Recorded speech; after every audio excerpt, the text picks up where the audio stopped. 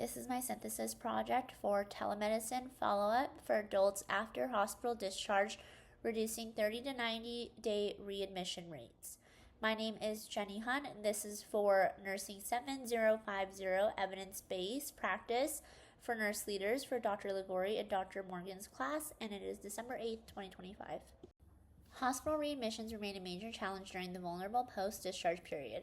Evidence shows that structured telehealth follow-up, such as combining home remote monitoring with ongoing education and support, can reduce 30 to 90-day readmissions among high-risk adults discharged from acute care hospitals. Poe et al. 2024, Sakashita et al. 2025. The purpose of this project is to evaluate the evidence supporting telemedicine follow-up to reduce 30 to 90-day readmissions. Today, I will review the significance of the problem, the Peacock question, the search process, key findings from the literature, the plan change model, the evaluation plan, and finally the dissemination plan and conclusion. Hospital readmissions remain a persistent and costly problem, with about 1 in 5 discharge patients returning within 30 days, Lajon and Alvarado 2021. Many of these readmissions are preventable and result from poor care coordination and limited self-management support, Segashita et al. 2025. High-risk adults, especially those with chronic conditions, often lack sufficient monitoring to detect early deterioration, leading to missed warning signs such as weight changes or shortness of breath, Poe et al. 2024. Because CMS penalizes hospitals for excess readmissions, organizations face financial pressure to improve transitional care, Lajon and Alvarado 2021. Telemedicine follow-up strengthens continuity of care by extending nursing surveillance beyond traditional in-person visits, Poe et al. 2024. My Peacock question: in adults discharged from acute care hospitals, how does telemedicine follow-up compared with usual care affect 30 to 90-day readmissions? This Peacock question focuses on adults discharged from acute care hospitals who are at high risk for preventable readmissions due to limited monitoring and support. The intervention is structured telemedicine follow-up, including virtual visits and remote monitoring when needed, which has been shown to improve early detection and continuity of care integrated into post-discharge care, Poe et al. 2024. Usual post-discharge care often lacks this level of contact, resulting in missed symptom changes, Sakashita et al. 2025.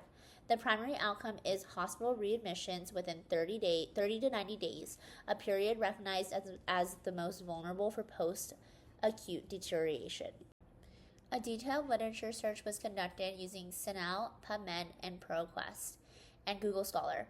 The search was limited to peer-reviewed studies published between 2021 and 2025, written in English, and focused on adult patients 18 and up after hospital discharge. Keywords included telehealth, telemonitoring, post-discharge, and hospital readmission, along with MESH and CINAHL headings related to telemedicine and patient readmission. From 291 initial results, 32 articles were reviewed in full, and 8 met all inclusion criteria. Across these studies, the evidence consistently supported telemedicine and telemonitoring as effective strategies for reducing 30 to 90-day readmissions and improving continuity of care.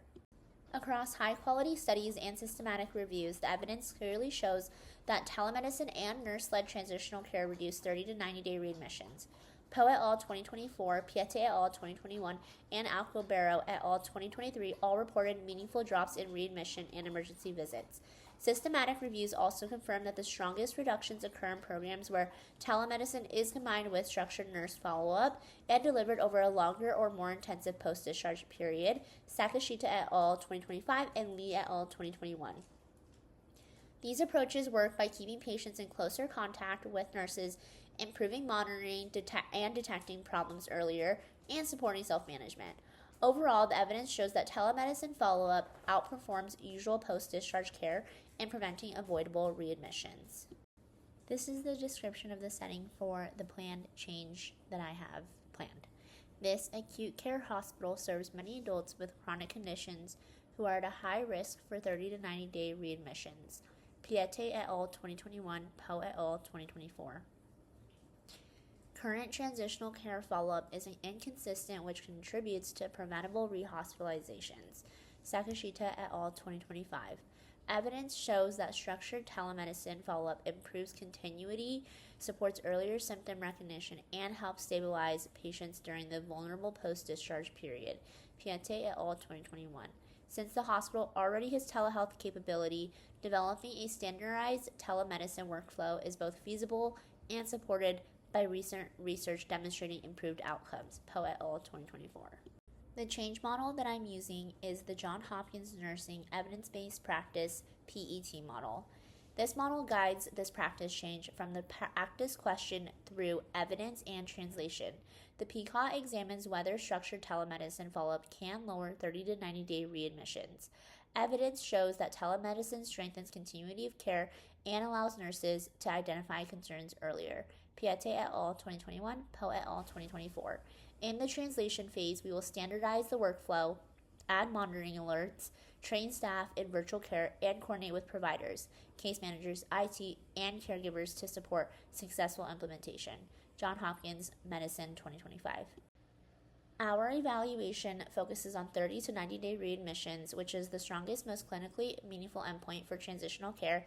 Sakashita et al. 2025. Telemedicine follow-up has been shown to significantly lower these readmission rates. Alcabero et al. 2023, Piette et al. 2021. Criteria include reduced readmissions and improved patient experience measured through readmission yes or no data and brief surveys. Piette et al. 2021. Readmission data will be extracted from the electronic health record by authorized analytics staff using methods similar to Poe et al. 2024 and Piette et al. 2021.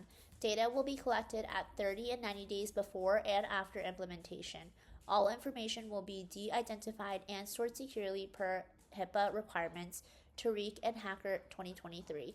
An independent t-test will compare pre- and post-intervention readmissions, and surveys will be summarized descriptively. Kim et al. 2020, Piette et al. 2021.